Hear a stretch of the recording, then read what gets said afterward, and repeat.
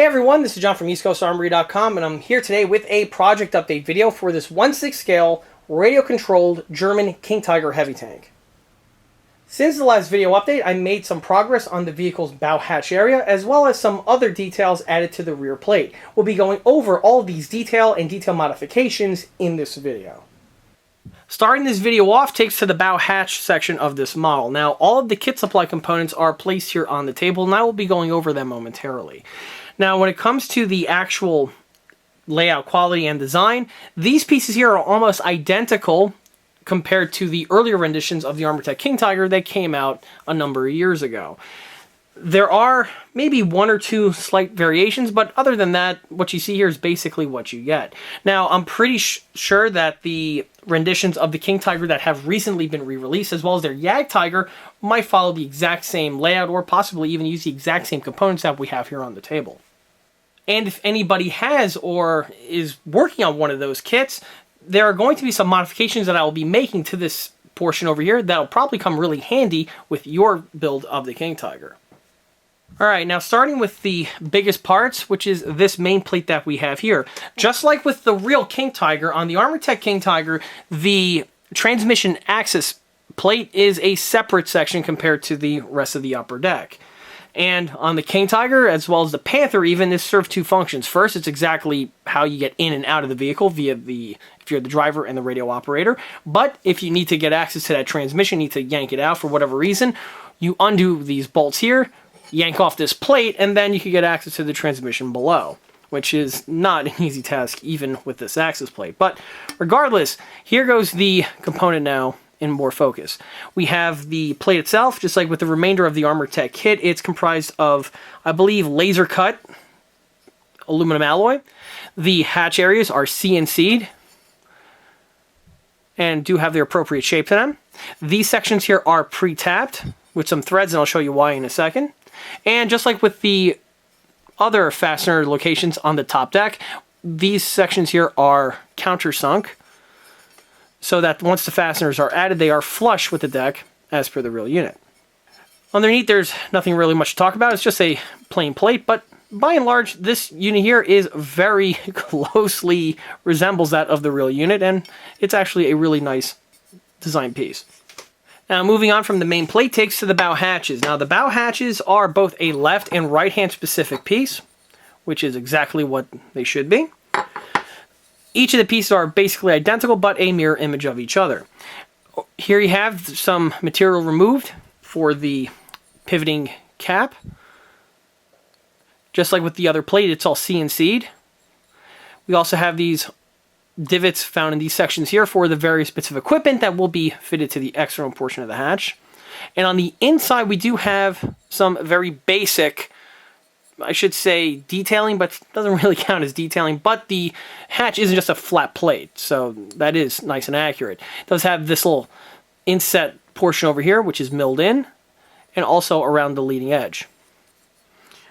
Obviously, this is a mirror image on the opposite side, and both pieces are equally well machined. From the bow hatches, this now leads us to the front center air blower. Now, the air blower cover that we have here is comprised of a single turning of CNC aluminum, and this is a component that is slightly different compared to the renditions that came out on the previous releases of this kit. On those models, the geometry was slightly different, and this was actually an improvement because on this model here, this geometry is much more representative of the real unit compared to the older counterpart. However, on this model here, I'm not sure exactly if this is an error or if it's just a oversight, but there's no real way to mount it. You can see that there is a small fastener hole found in this section over here, but there's none found on the inside portion here of this turning. And likewise, if this is meant to get inserted to this plate, obviously that hole would have to be enlarged quite a bit. But this isn't really a problem because I am going to be making some modifications to this little section over here, and more information on that is definitely to come. Moving on takes us to these brass fittings. These fittings here are for the hatch pivots, and they are made from CNC brass. They are nicely made, and I haven't had any problems with these in the past. These units are basically identical to the ones that came on the earlier renditions of the Armortek King Tiger. And that basically leads us into the pivots themselves. These are made from CNC steel, and they are nice bits of turnings. You'll see that the geometry is really nicely done. The quality is exquisite. And these pieces are pre-tapped for the use of fasteners that hold everything in place. And once these assemble, they assemble very, very well. 2 laser cut steel lift hooks. These are a new addition, and on the older kits, these were omitted and needed to have been fabricated by the builder. So that's a nice touch. They do have their correct shapes to them, and will simply just get inserted once the time comes. Down further takes us to 2 nylock fasteners. These are used to secure the hatch pivots to the brass bushing, keeping everything self-contained, and the use of nylocks on these was a nice choice. Finally, we have 2 bent pieces of aluminum rods, and these are quite obviously the handles that are found on the hatches on the exterior. Now, like what was just showcased, the interior sections of the stock hatches are very plain. There's no other interior detailing found on these pieces here. Well, on this model here, I'm going to go ahead and correct that. Now, in the past, on my first King Tiger build, I went ahead and actually fabricated the detailing found in these sections here, but on that build, it was all one-off metal-made fabrication. And on that model, I actually was able to make the locking system fully functional. Well, 10 years later, that's no longer going to be a case in regards of requiring to fabricate everything from scratch, because I went ahead and tooled up the interior sections that we have here. Now, these parts here are a new addition to the EastCoastArmory.com product line, and they are 3D printed components that give you the absent interior hatch detailing. They consist of everything that you see here found on these 2 components. Now, everything that you need is integrally printed to 1 or 2 of these sections, and these are a self-contained unit and are both left and right hand specific. You have not only all the detailing to equip the inside portion of the hatch, but also there are some details for the exterior portion as well, I'll go into in a second.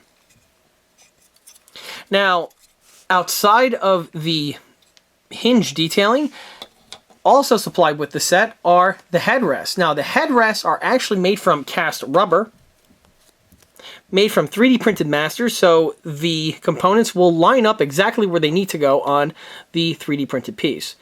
This here will give your model a lot of accuracy, some extra functionality, and a bit of realism compared to having the pieces totally blank, or if you were going to try to cobble something together on your own. So let me go ahead and snip these little bits off the runner and get these units assembled. And here are the hatches now that they've gone through their ECA upgrade. Here you can see what they look like now fully assembled, outside of that fuzzy bit of parts that was showcased earlier on. Now, the headrest is just temporarily placed on. This will be permanently fixed once the unit goes into paint. Now, the units themselves are fully functional, and this is done by design. If I grab this little lever over here and pull it down, you'll see the lugs extend out, which will secure it to the top plate, which I'll show in a moment. Now, in order to assemble the hatch with the new set, this requires a slight bit of modification done to the stock Armortek hatch, and this all encompasses just the drilling of a number of small holes. The first 2 are for these 2 mechanisms that we have here. You just mark in the center portion where they need to go, drill them out on a drill press, and then the pieces just drop directly in place. Same could also be said for this big plate that we have here. This big piece has 2 columns that descend downward, and you just mark exactly where they get fitted on the plate, and then the unit just drops in place. For this guy over here, the alignment for him is actually pretty simple, because on the reverse side, on the Armortek kit, there is this hole that is integrally drilled into this plate.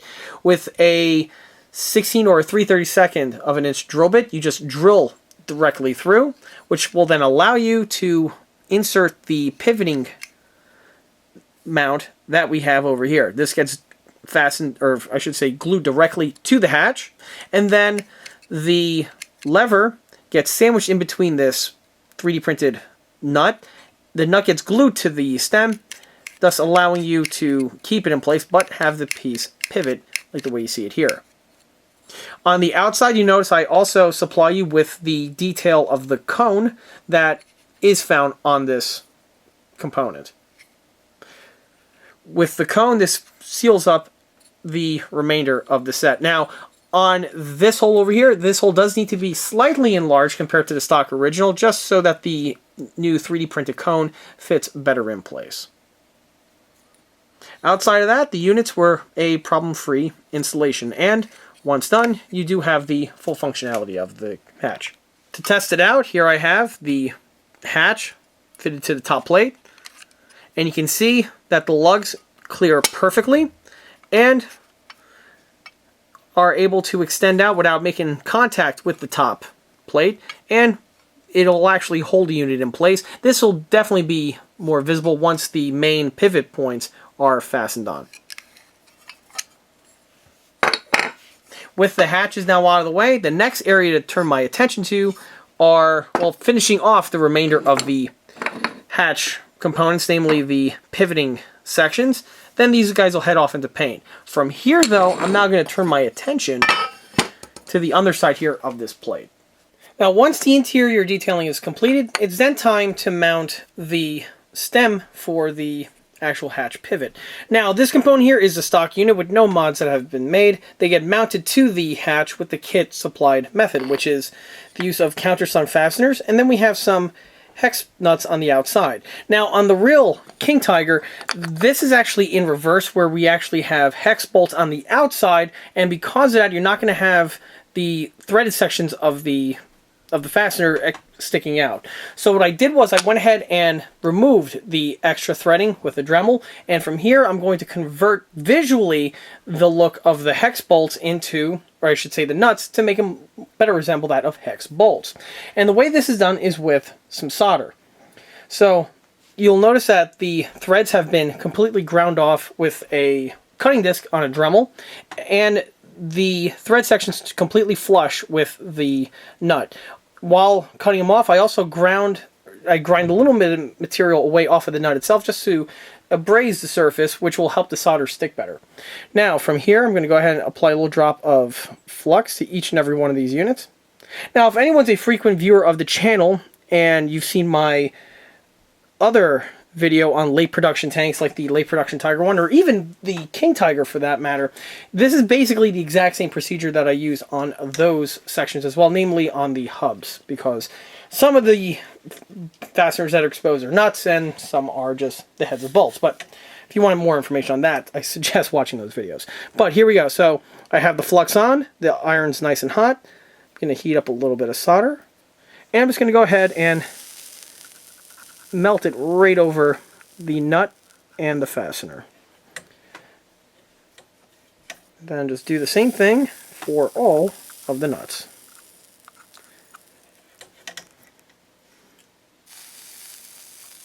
Just a little bit of solder is all you need. You don't need to drown it. And when you're applying it, you want to make sure that it domes nice and center, like that.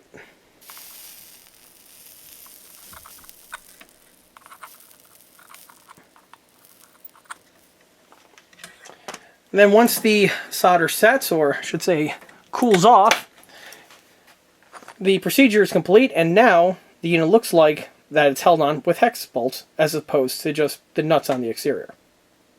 Now, with the hatch modifications out of the way, the next step will be for the top plate. Now, the unit that we have here is not the one for this model. In fact, this one is off of my other Armortek King Tiger build that I've finished, wow, going on about 10 years ago now, so time flies. Anyway, during that build, I actually discussed this unit in more detail. In fact, it is literally the first video that I posted on YouTube in which I'm speaking in, and oh boy, if you want to see how awkward I was back then. Yeah, I've definitely changed my persona quite a bit, or improved my persona quite a bit, I should say.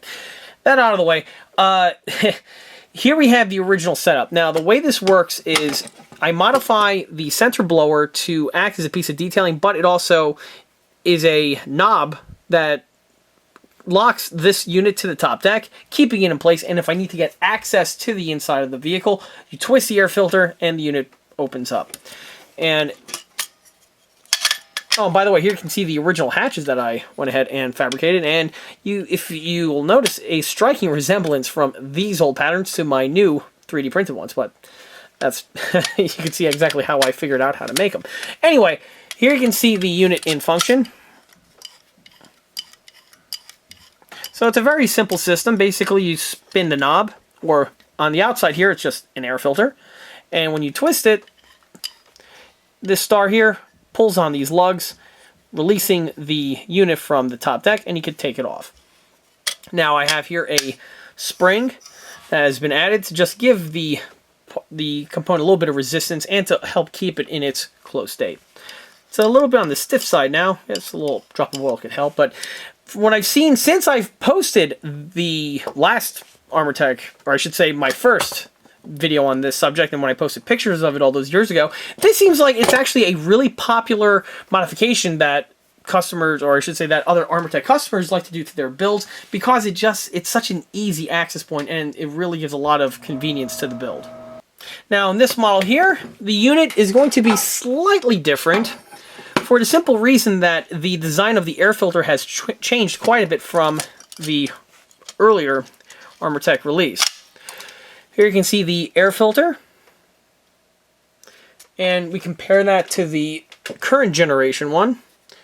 It's a little bit different, but the newer version is much more improved compared to the original tooling. So with this one, I'm going to carefully put it aside, and I'm going to go ahead and start making the modifications in order to get this guy up to the same conditions with the removable front plate. Now the first thing I'm going to modify is with the top plate, and that's with this tiny hole that we have here. Like what I showcased before, this small little hole is far too tiny to go ahead and get this large gigantic lug to fit through it. Now really I have two options available. I could go ahead and remove some material off of this guy over here, drill a hole, tap it, and then just recycle that stock hole. That is one option, but it's one that requires a lathe that would have jaws that are larger than the capacity that are found on my unit, and in order to properly do this, you really need a lathe. Otherwise, you run the risk of having the piece canted, and it's going to lead to some problems. So rather than going with that approach, I'm actually going to do the opposite. I'm going to enlarge this hole here on this plate, and I'm going to go ahead and bore it out on the drill press with a large diameter drill bit that's the same size of this part that we have here. And here we have the top plate now fastened to my large capacity drill press, and I have a really large drill bit now mounted inside of the chuck. Now, the bit that I have here is a 11/16 of an inch drill bit. Fortunately, I can't really help out to my metric-speaking European audience, but, you know, I'm an American, so 11/16 it is. Now, from what I am able to tell, the 11/16 drill bit seems to be the exact same size, or close to the size approximately, of that bottom lug found integrally CNC'd onto that air filter housing that I showcased earlier. Now before I go ahead and drill it out, I do want to stress some safety concerns. When it comes to doing a procedure like this, the project material needs to be mounted as firm as possible to the vise, or I should say to the workstation. Now normally I have a large drill press vise, but unfortunately the jaws don't open up wide enough for this plate that we have here, so I'm going ahead and using this type of a format where I have a wide jaw type vice grip on one side and another clamp on the other. In fact, I'm probably going to actually add a third clamp just to make sure that this thing is as solid as possible. And the reason why I stress that is because if you're doing this type of a procedure and just holding it by hand, when you're drilling through, a lot of times the bit may get stuck, specifically towards the end of the material, and a lot of times the thin little metal gets wedged in between the jaws here, or the cutting sections here of the bit, and it'll stick to it, and then the whole thing will just rip out of your hand, and it'll just spin with the bit, basically creating a spinning metal blade of death, which is something that you want to avoid at all costs. I'm serious. If you want to avoid the spinning blade of death. So if you do not have the proper machinery to do this procedure, don't try it at home. You want to sit this one out. This is something that's going to require some experience and some tools to take care of. If you do have the tools and the experience, then by all means rock on. But from here, I'm actually going to go ahead and clamp another clamp on this guy because I don't feel that this is sturdy enough. And I'll go ahead and get back to you with that. Okay, that seems to be tightened down as far as it can go. Everything seems to be properly locked in place, which is good. Now, another thing to point out is the orientation of the drill bit hole over the drill bit table. A lot of times, you'll misjudge this, and if you're not careful, you'll drill a nice hole directly into a solid portion here of your finely machined drill press table, and it's something that's going to make you feel that. But then again, it does give, on the plus side, it does give your drill press table a bit of character. Now, I'm going to go ahead, add some oil, and drill this sucker out.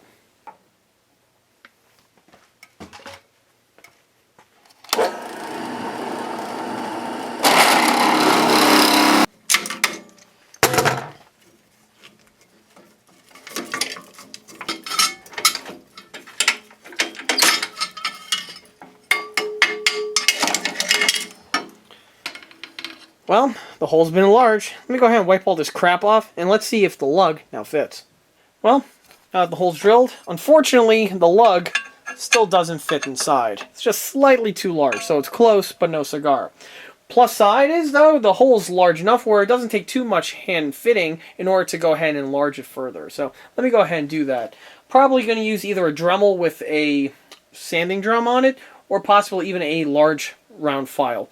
But I'll go ahead and figure that out once I dig into the procedure.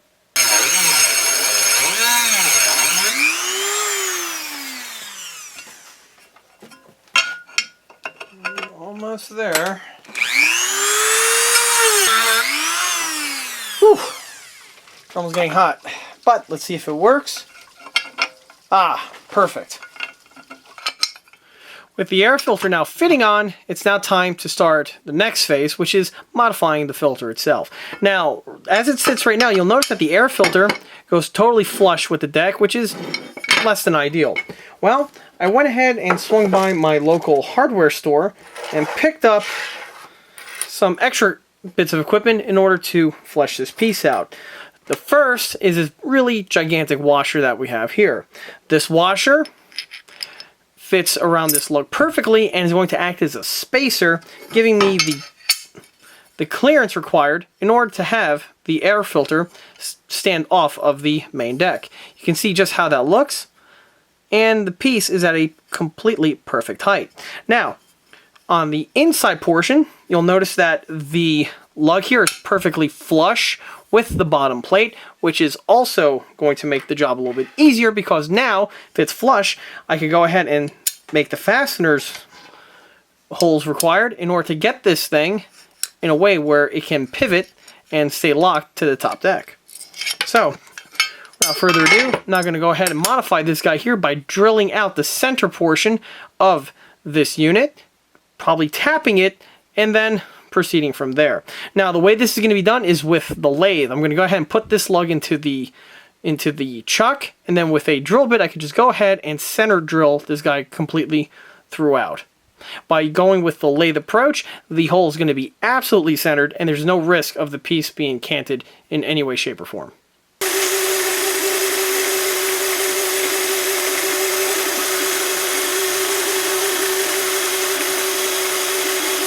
And here's the air filter blower, now with its center portion drilled out. From here, before I take it off of the chuck, however, I'm going to take some sandpaper and just smooth out some of the surface on these sections here, so I remove and thoroughly blend away these little CNC marks that you can see on this portion here of the blower.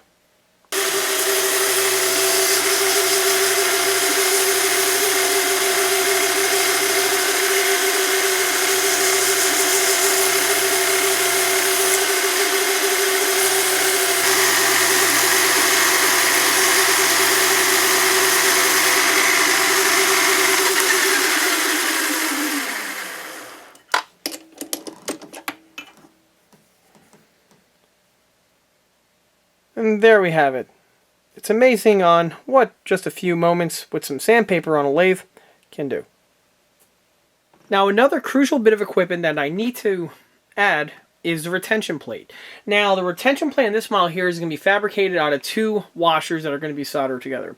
The reason why this is the case is because the larger washer needs to have that larger diameter in order to cover and go over the lug that's found on the bottom portion of the air filter dome. If the unit was the same diameter of the dome, it's just going to slide down. It's not going to hold it in place. So you need this wider shoulder, because this wider shoulder is going to make contact with the top plate, much like the way you see it on the vise here.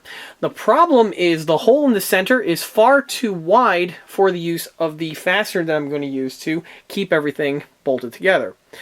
So in order to fix that, I have another washer on the top here with a much smaller hole, which is going to be the same size of the diameter of the fastener, but the width of the shelf itself is too small. So what I'm going to basically do is I'm going to solder these two together. Once they are combined, it gives you the best of both worlds. You have the smaller hole for the fastener, but the wider shelf and shoulder required to keep everything in place. The way this is going to be done is with the torch. I already have flux on the piece. I'm going to fire this guy up and get this piece soldered together.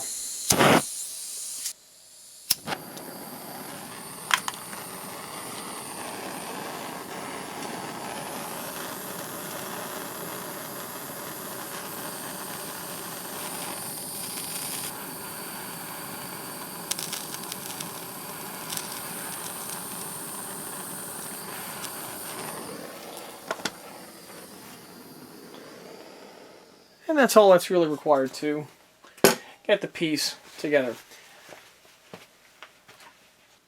And here's the locking mechanism, now fully assembled and is actually functional at this point. Here you can see it up close. Now, since the last scene, the air filter is now mounted to this section over here. Here we have that double washer that I soldered together earlier. And locking it together is a servo star. The servo star has a single bolt that threads directly into the air filter, which was why I tapped it earlier.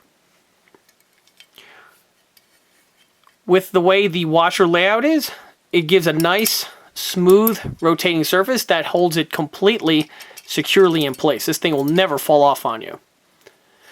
Now, here we have the extension spring. It's bolted to the top deck.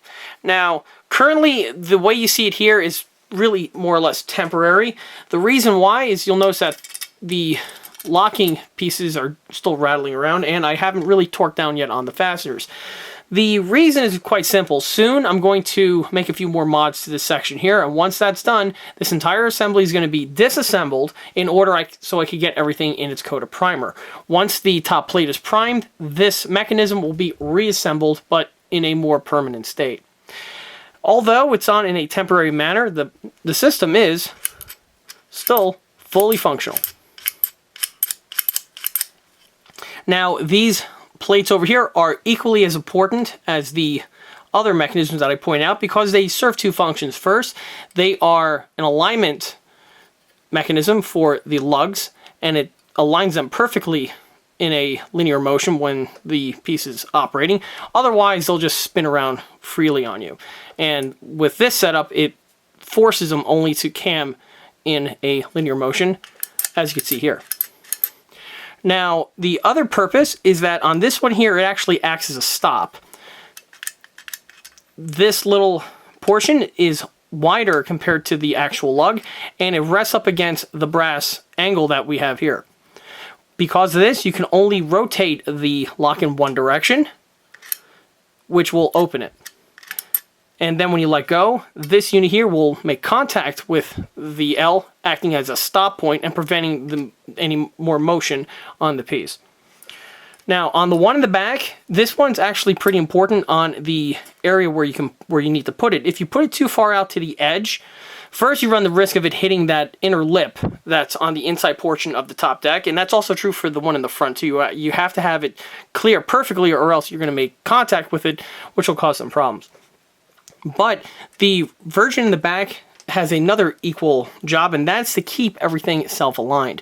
You see, if the piece is positioned too far out, or if the lug is too short, when you rotate it out, you run the risk of this lug popping out of its guide hole that we have here in the plate. And if that happens, it's just going to run around loose and it's going to make a mess of things. So in order to prevent that, this portion here needs to be aligned just right so that it'll keep it in place, but it'll never run the risk of it falling out.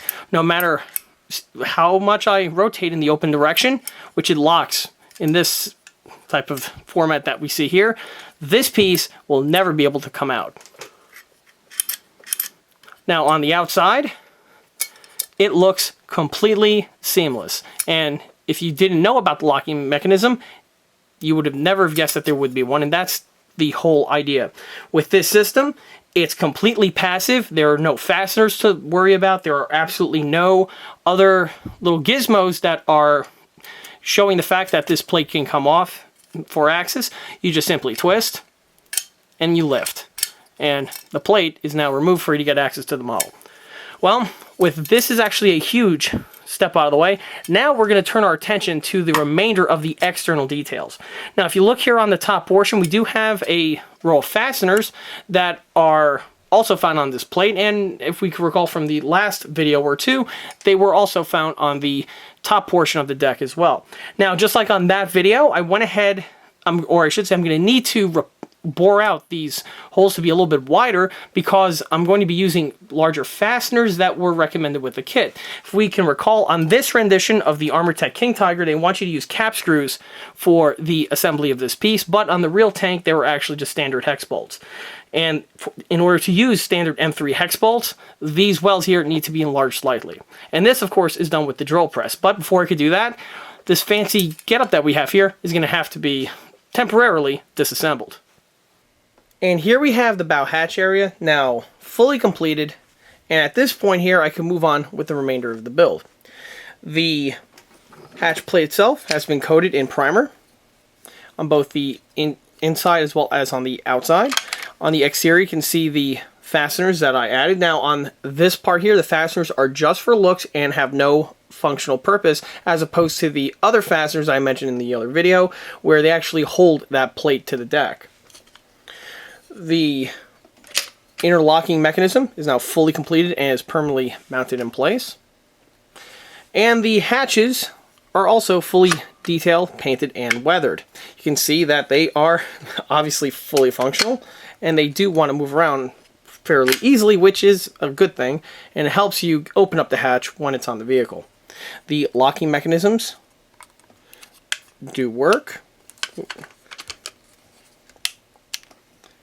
as you can see, and they are pretty helpful in just, there we go, keeping everything nice and secured in place and preventing them from wobbling around. Although I must stress that when it comes time for actually mounting this to the vehicle, you do want to have specifically the driver's side hatch in the open state, because on this vehicle here, that's where the power switch is. So having this unit in its unlocked state is probably a good idea, and is definitely one that'll help you just to get access and even turn on the model when it comes time to run it. From the bow hatch area now takes us to these three bits of detailing that we have here. All three of these components are going to be mounted to the rear plate of the vehicle. Now, all three of these components are the kit supplied units and are actually a really good starting point to work on when it comes time for adding the extra detailing. Starting from left to right takes us to this little cap here. It's all comprised of CNC tooling, and it's actually really nicely done. Not a whole lot of work is going to be added to this, and more than likely it's just going to be mounted really as per the kit. From there takes us to this secondary axis plate. Again, it's got the appropriate geometry, but a little bit of mods are going to be added to this. And the third is the largest piece of tooling that we have here, which is this large CNC starting plate. This over here does have the locations present for the fasteners, but there are some extra details that I'm going to add to this, which I'll go over as the video progresses. And here's the unit going through its detail modification. Now, like I said before, of those three bits of equipment on the table, this one here was going to require the most amount of modification in a detail sense. On the real King Tiger, this is the starter plate. On the Tiger 1, we can recall from these other videos that I've done, on the rear section between the exhaust manifolds, there's this oblong oval shaped plate. This plate is designed to be removed off of mounts and mounted to another plate located on the bottom portion of the rear armored section. That bit of equipment does two purposes. It aligns the crank handle so you can manually start the engine, and it also is the point where you would hook up the electrodes in order to help start the engine.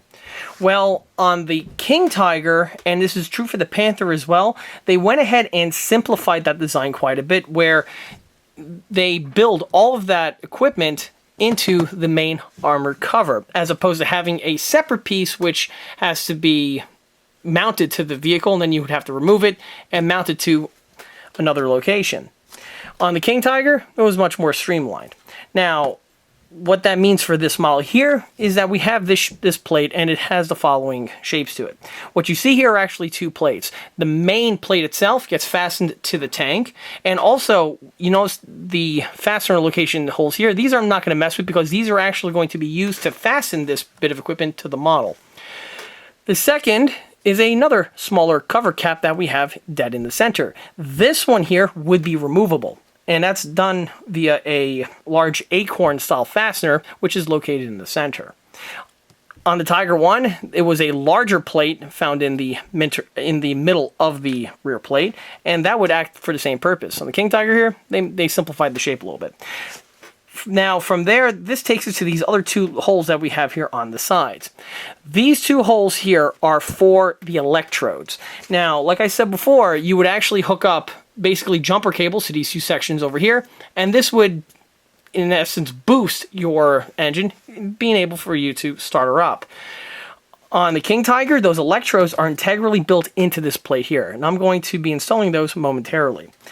Before I do that, though, the one bit of detailing that I did add is the small acorn nut, which is located in the center here of this plate. Now, in the Armortek kit, there is this large hole that's CNC'd into this section, but for this model here, I'm going to be utilizing this Armortek M3 acorn fastener that I've had on hand. In order for me to mount this, the threads are a lot smaller compared to the threads, or to the hole, I should say, found in the center of the turning, so I made a spacer. Spacer just made out of a piece of turned resin that I went ahead and tapped, and then the piece was glued directly in place. Now that the glues are set, I could just simply bolt this guy to its location, thus completing the desired look. And there we go. Just a small drop of Loctite's all that's needed, and this bit of the detailing is now out of the way. This now brings us to the electrodes. And here's the same unit now, but with the last of the mods made, and it is now ready for its coat of primer and installation. You can see that since the last take, I went ahead and added the electrodes on either end, and I also went ahead and added the sculpted weld beads, which are present on the real unit. One interesting note on the electrodes, you'll notice that they are slanted on the plate surface. And this is on purpose because on the real vehicle, this is done to counteract the slope of the rear armored plate. This way, the electrodes, you notice, point out directly straight as opposed to being canted due to the slope of the angle. This is one little bit of detailing that you might want to pay attention to if you're working on a King Tiger in any scale. Another modification that was made was the addition of these welds to the fastener location holes. This was done with an end mill on my milling machine and was a very simple procedure to make, but is one that if you don't have the tooling, you're not really going to be able to add on your model. The welds are found on the real unit, and with the addition of these features here on this model, it does improve the accuracy of this piece compared to leaving it stock. From here, that's really all that's required to spiffy up this piece. At this point now, this little component is going to go into its coat of primer and then get mounted and fastened to the vehicle.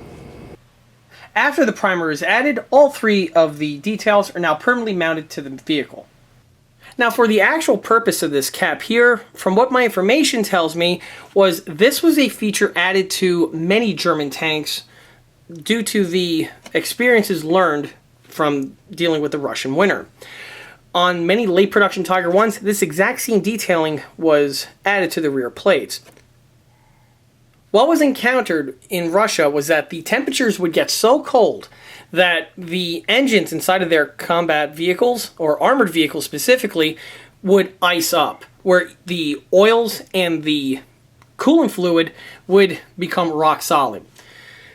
Obviously, this is less than ideal, and the vehicles were completely dead in their tracks and you're not going to be able to start the engine in that configuration.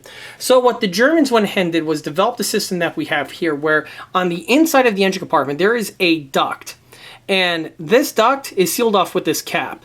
Basically, the way it works is when you encounter this type of a situation, you undo these two fasteners and remove this access cap.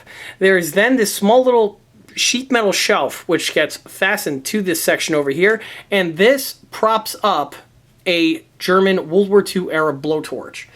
Basically, you start the blowtorch and you sit it on this little shelf. The blowtorch flame end is pointed on the inside portion here of this duct, and after about 40 minutes or so, all of that hot air blowing through the system will be able to thaw the engine enough where you can actually start cranking it over and getting the thing started. Like I said, this is a feature typically found on more later production German vehicles from the probably some versions of the mid-production Tiger, but is generally found on late production Tiger 1s, King Tigers, Jag Tigers, and if you look at the rear section of the Panther, you'll probably see a detail similar to this one over here in much the same location. On a similar note, from the cap brings us to the other cap, which is used for the idler tension system. Now, this bit of detailing was covered in a previous video, and basically it was left stock because the Armortek kit is pretty good in this regard. There was nothing really much to change on this bit of detailing. What was tweaked a little bit, however, were the length of the fasteners. If we recall from the video where I discussed this bit of detailing, the fasteners emerge from this section here in a longer than needed format. With a Dremel, I just simply amputated those sections, giving you for the appropriate thread length that we have here. The same thing was also done on the opposite side of the rear plate. At some point I'm going to remove these caps again just so I could get them in their coat of primer and then mount them on permanently towards the later leg of this build. But more information on that, of course, is to follow. And from the tension cover caps brings us now to the other two axis panels. This guy that we have over here was the same one that was mentioned before, where I just drilled out the center portion and add this acorn fastener, because other than that, this unit here was pretty much where it needed to be. This guy is just held in place with just adhesives, and no other type of fastening equipment is really necessary. For the main cover cap, here you can see what it looks like now fitted to the vehicle. All the fasteners are utilized to secure this to the model, and just like with the other fasteners mentioned, I have to shorten these with a Dremel just so that you get the correct standoff approach from the threads. And while on the axis plate, you can see the electrodes with their alignment now that the unit is fastened to the vehicle. With this type of method, you can see that the electrodes are much more easily accessible, that they are emerging straight out from the vehicle, as opposed if they were flush with the surface, which would make connecting the jumper cable clips to them a little bit more trickier. And from here, I'm going to go ahead and now show how the locking system works on this model. However, I must point out that this is really more or less a deja vu scene from the last time I did a video like this, which was, about a decade ago. But the information is still just as valid nonetheless. Alright, so now the way the system works is with the front portion here, you need to get this under this leading lip that's found on the Armortek top deck. Simply just line that in, nose first, and then just set it on the deck that we have here. At this point here, the rear portion is sticking up, and in order to lock it in place, I just twist the air filter and let go. And that's it. The bow hatch area is now attached to the vehicle, but if I ever need to get access to this section, all I gotta do is twist and lift, and presto, off she goes. Like I said before, this front locking system is a feature that I've seen copied and mimicked on many other Armortek King Tiger builds that I've seen posted floating around on the internet. And it's a type of thing that when I do see images of this system copied, it definitely puts a big smile on my face, knowing that, well, people are paying attention to my older videos, for one. And two, they're taking my advice at heart, and for this system here, it's actually for good reasons. Like I said before, the turret on the Armortek King Tiger is a very large and very heavy bit of equipment, and getting access to the inside can be a little troubling. But if you have this area here that can open up, you can easily get in here without having the need to, one, remove the turret fully, or even need to remove the top deck. Just a simple twist and lift, and out you go with no tools being necessary, which is important to note. This system, just as it is, I am strongly recommended for anyone who's adding to a King Tiger. If you're one of the lucky individuals that have the Armortek Yag Tiger in your stash, or if you're working on it now, I strongly recommend adding this system to that build as well. Because of the sheer size and complexity of the casemate, trying to get access to the front hatch area or this front panel here may be a little bit trickier, and perhaps having the removable front plate here might be something really to look into. With the bow hatches now out of the way, this frees me up to work on the remainder of the vehicle's hull detailing, which would include the lights, the tin work, as well as the tool posts. But more information on that is to come in the next video update. And with that, that wraps up this project update video for this 1/6 scale radio-controlled Armortek King Tiger heavy tank. If you like this video, be sure to subscribe to this channel, where it's a great way to keep up to date on new posted content, being 1/6 scale project update videos like this guy over here, or the other smaller scale model showcase videos that frequently get posted to this channel. Another way to keep in the loop of new posted content is by liking us on Facebook. There we have more photographs of this particular build that have been posted since the project start, as well as the other smaller and larger scale builds that are frequently showcased on this channel. Furthermore, don't forget to swing by eastcoastarmory.com for more 1/6 and 1/16 scale builds and detail components. Thanks for watching. Till next time.